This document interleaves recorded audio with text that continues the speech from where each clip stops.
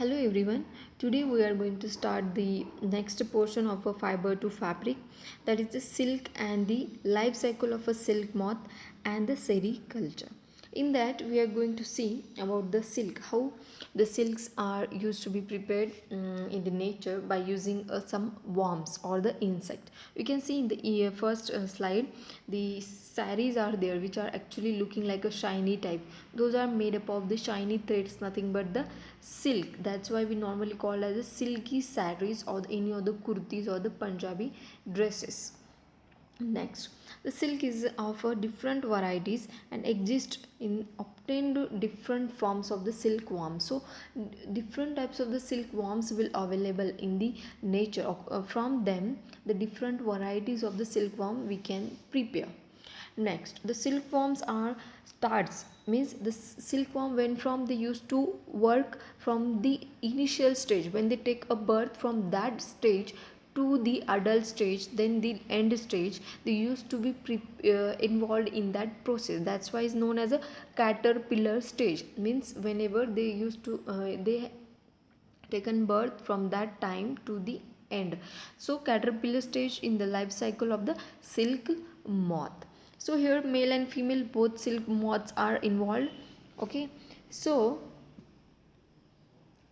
male moth is smaller in size as compared to the female, and male moth is a more active as compared to the female moth. Next, so in the life cycle of the silk moth, you can see the one diagram as I was shown you. According to that we will move. Okay, so you can see this is actually the first stage, we say the egg. Okay, normally it's not an egg, but the first stage is the where they actually take a birth. This is actually that one. Okay, the next one is that it is known as a inside the cocoon. Okay, this the covering, this whitish covering is known as a cocoon. Okay, cocoon. The caterpillar changes into the pupa. The next stage after the taking birth of caterpillar, that is converted into the pupa. The what is mean by the pupa? Now see here, the pupa changes into the moth. The moth comes out in the cocoon. So this one stage, the second stage, you can see this. Okay, next, then it will become adult. Okay, it will become adult means it's become a bigger one. Okay, then both male and female adult moth come together. Okay, they used to come together to reproduce or to release out a eggs or produce a eggs, number of eggs. Next, then in next stage they moves here, and the female moth lays many tiny eggs. So you can see these are actually eggs laid by the female moth. Again that tiny black caterpillar hatches out of the its egg. So from these eggs you can see here in a single, so small blackish what can we say that caterpillar going to be take a birth. Next, those are caterpillar eats mulberry leaves, so on which they have laid the eggs. Okay, on which they have released the egg. That leaf is known as a mulberry leaves. Mulberry leaves is helps in the production of the silk threads. That's why the caterpillar or the silkworm are sit or placed on the mulberry leaves. They used to take eat the mulberry leaves, then they goes to the next stage. They convert it into the four moths. That is first one, the mulberry leaves grow bigger and bigger, and it goes through the four moths. That is the first, second, these are. Okay, next, by eating these mulberry leaves they become a bigger one. Then again the next stage is that the caterpillar spins a cocoon of a silk thread around them. So you can see they have used to be uh, cover themselves by a cocoon, or you can say the leaf, the thread. See, these are actually the thread like structure. Okay, so next, in the next stage, that is a they used to be release out that the next stage comes to release those threads from their body. Again they inside them the new one will be there. So this one getting, that will again goes and get hatched, and all these things process goes on. So such a process, through that the number of threads we will get by this process. So this is actually the life cycle of the silk moth.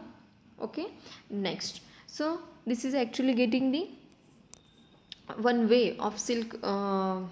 Okay, then later, after getting the silk from this life cycle, or from these male and female silkworm, later how it is going to be processed out, that we are going to see in the next slide. Here the sericulture, that processes preparation of the silk, is known as a sericulture. So here sericulture is a rearing of a silkworm. Means rearing means collecting number of silkworm and processing out the that's life cycle. Next, proper storage of eggs. So whatever they used to lay the eggs on the mulberry leaves, okay, they should store in a proper ways. If you have seen about the honey bees, okay, so they also get goes through these stages. Okay, next, maintain hygiene. We should maintain the hygiene. We should provide the mulberry leaves on time to time. Is it, if the any dirt thing will be happen, then we have to remove from there. So it means that we have to take some cares. Next, favorable temperature and humidity. So we have to provide a proper humidity means moisture or any other condition which is required to them. Okay, and the temperature also. Next, how to process out the silk. The silk is processing out, that is a cocoon obtained are weighted. Means we have seen the cocoon means this one, guys, the whitish portion, that is actually the consisting of a number of threads on them. This one getting, this is cocoon on the covering on themselves. So these are going to be weigh. Okay, they will get weigh out. And next, the silk fiber are taken out from the cocoon, then heated them and separate the fibers. So later, after taking out, they used to be heat and then separate the fibers. The separated fibers are woven into the silk threads. Means they used to be weave into the thread, and that thread is again woven into the silk clothes. So after that, after getting the thread from the cocoon, separating the thread from the cocoon, those used for the preparation of the different types of the preparing the textures, like clothes, as I have told you, any silky dupatta, that may be a kurti, or that may be a sari, and all these things in way they use the silk. So this is actually the preparation of the silk, how they used to be done. And in this chapter, this was the very smaller chapter that we were started from the fibers, natural fibers, and the artificial fibers, rearing of a sheep and processing out the wool. Then next, that was the silk and the sericulture. So for any doubt or any difficulties, you can ask me anytime. So we are going to finish this chapter here. In next session, we will start the next chapter. Thank you.